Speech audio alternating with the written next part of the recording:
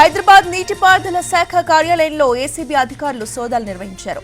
Red hills లోని నీటిపారుదల శాఖకు చెందిన పర్యవేక్షక ఇంజనీరింగ్ ఆఫీసులో ఈ తనిఖీలు జరిగాయి. రాత్రి 9 గంటల నుంచి దాదాపు 7 గంటల పాటు సోదాలు నిర్వహించారు ఏసీబీ అధికారులు.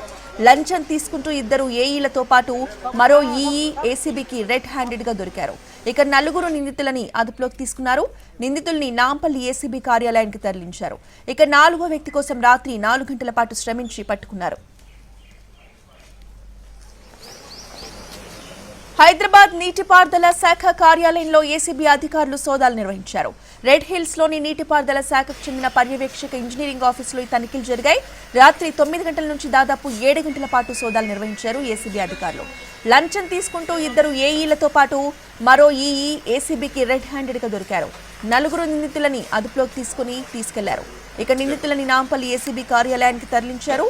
4వ వ్యక్తి కోసం రాత్రి 4 గంటల పాటు శ్రమించి మరీ పట్టుకున్నారు.